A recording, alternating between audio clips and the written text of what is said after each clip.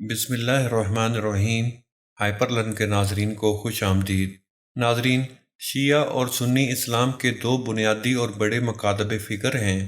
بعض اندازوں کے مطابق سنی دنیائے اسلام کا سب سے بڑا مکتبہ فکر ہے اور یہ دنیا کی کل مسلم آبادی کا 80% ہے، جبکہ اہل تشیع کی آبادی دنیا میں 10 سے 15% تک ہے۔ پاکستان ایک ایسا ملک ہے جہاں دنیا کی دوسری بڑی شیعہ آبادی موجود ہے۔ پاکستان کی تقریباً 20% آبادی کا تعلق شیعہ مکتبہ فکر سے ہے۔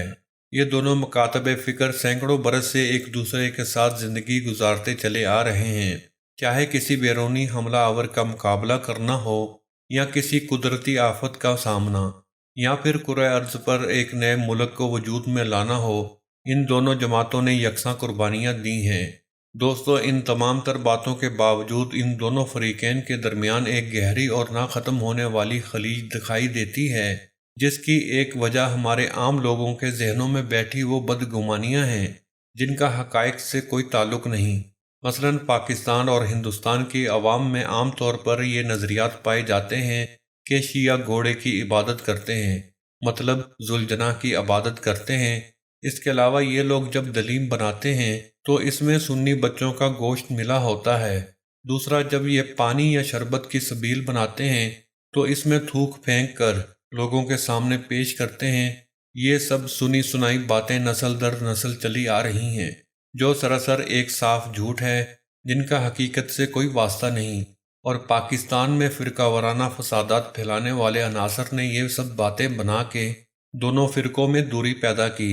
اسی وجہ سے بہت سارے سنی گھرانوں میں اہل تشیع مکتبہ فکر سے تعلق رکھنے والے افراد کو بطور خانسامہ نوکری پر نہیں رکھا جاتا، کیونکہ ان کا یہ ماننا ہوتا ہے کہ مذکورہ شخص ان کے کھانے یا چائے میں تھوک ڈال کر انہیں پیش کرے گا۔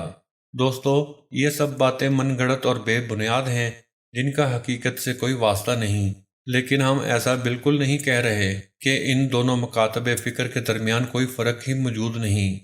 دوستو، آج کی اس ویڈیو میں ہم آپ کے سامنے چند ایسے اختلافات بیان کریں گے جو ان دونوں جماعتوں کے درمیان صدیوں سے موجود ہیں۔ نمبر 1، سب سے پہلے ہم دونوں جماعتوں کے کلمے پر بات کر لیتے ہیں۔ سنی مکتبہ فکر کے تمام مسالک میں کلمہ کچھ یوں پڑھا جاتا ہے: لا الہ الا اللہ محمد الرسول اللہ، یعنی اللہ کے سوا کوئی معبود نہیں اور محمد اللہ کے رسول ہیں۔ جبکہ اہل تشیع کا کلمہ کچھ یوں پڑھا جاتا ہے: لا الہ الا اللہ محمد الرسول اللہ، علی ولی اللہ، وصی رسول اللہ، و خلیفہ بلا فصل، یعنی اللہ کے سوا کوئی عبادت کے لائق نہیں، محمد اللہ کے رسول ہیں، علی اللہ کے ولی ہیں، رسول اللہ کے وصی، آپ کے بلا فصل خلیفہ ہیں۔ دوستو، سنی اور اسلام کے باقی تمام ہی مکاتب فکر حضرت علی کرم اللہ وجہہ کو اللہ کا ولی تسلیم کرتے ہیں۔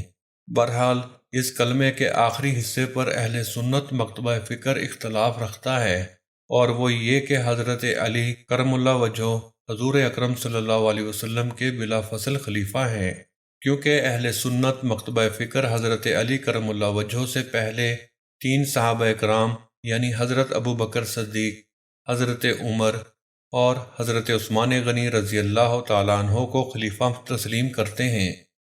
نمبر دو پر ہم بات کریں گے ان جماعتوں کی نماز پر۔ سنی مکتبہ فکر سے تعلق رکھنے والے افراد احادیث کی روشنی میں دن میں 5 نمازیں پڑھتے ہیں، جبکہ شیعہ حضرات بھی دن میں 5 نمازیں ہی پڑھتے ہیں، البتہ یہ اپنی بعض نمازیں ملا لیتے ہیں اور دن میں صرف 3 مرتبہ ہی ان کی ادائیگی کرتے ہیں۔ نماز کی ادائیگی کے یہ دونوں ہی طریقہ کار احادیث کی کتابوں میں موجود ہیں۔ بہرحال، ان دونوں مکاتب فکر کے درمیان ان طریقوں پر اختلاف ہے۔ نمبر 3، کیا شیعہ اور سنی ان دونوں جماعتوں کا قرآن ایک ہی ہے؟ تو دوستو، اس سوال کا جواب ہاں میں بھی ہے اور نہ بھی، کیونکہ ان دونوں جماعتوں میں پڑھے جانے والے قرآن مجید کا عربی متن تو ایک ہی ہے، لیکن ان دونوں مسالک کے تراجم اور تشریحات میں کافی فرق نظر آتا ہے۔ قرآن مجید کی بہت سی آیات کے بارے میں اہل تشیع یہ نظریہ رکھتے ہیں کہ یہ اہل بیت کے فضائل میں نازل ہوئی ہیں، جبکہ سنی اس بات سے اتفاق نہیں کرتے۔ نمبر 4، دوستو، ان دونوں مسالک میں طلاق کا طریقہ کار میں بھی واضح فرق موجود ہے۔ سنی مکتبہ فکر کے مطابق اگر کوئی شوہر اپنی بیوی کو ایک وقت میں 3 طلاقیں کہہ دے تو ان دونوں کے درمیان طلاق ہو جاتی ہے اور پھر رجوع کرنے کا کوئی راستہ باقی نہیں رہتا۔ اس کے برعکس شیعہ مکتبہ فکر میں طلاق اتنی آسان نہیں۔ ان کے مطابق طلاق دینے کے لیے 2 گواہان کی ضرورت ہوتی ہے۔ اس کے علاوہ اہل تشیع ایک موقع پر کہی جانے والی 3 طلاقوں کو ایک شمار کرتے ہیں، جو کہ شاید ایک محفوظ راستہ ہے۔ نمبر 5، سنی مکتبہ فکر کے ماننے والوں میں 20 رکعت تراویح پڑھنے کا رواج ہے، جبکہ شیعہ حضرات نماز تراویح کو ایک بدعت قرار دیتے ہیں اور ان میں یہ نماز پڑھنے کا کوئی رواج نہیں۔ نمبر 6، اہل تشیع حضرات حضرت علی کرم اللہ وجہہ کو انبیاء کرام علیہ السلام سے افضل تسلیم کرتے ہیں، جس کے جواز میں وہی حدیث پیش کرتے ہیں کہ نبی پاک صلی اللہ علیہ وآلہ وسلم نے حضرت علی کو اپنا نفس قرار دیا ہے، جبکہ سنی حضرات حضرت علی کو انبیاء کرام سے افضل تسلیم نہیں کرتے۔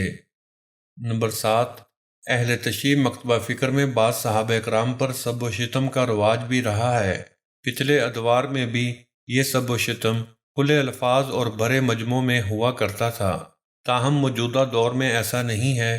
اب اگر اہل تشیع میں کچھ لوگ صحابہ کرام پر سب و شتم کرتے بھی ہیں تو یہ انتہائی ڈھکے چھپے الفاظ اور ذاتی مجلسوں میں ہی ہوتا ہے۔ اس کے برعکس سنی مکتبہ فکر کے حامل افراد تمام صحابہ کرام کا احترام کرتے ہیں۔ تو ناظرین، امید کرتے ہیں کہ آپ کو ہماری یہ ویڈیو پسند آئی ہوگی۔ ویڈیو کو لائک کریں، شیئر کریں اور چینل کو سبسکرائب کریں۔ اپنا اور اپنے ساتھ والوں کا خیال رکھیے گا۔ ملتے ہیں اگلی نئی ویڈیو میں۔ اللہ حافظ۔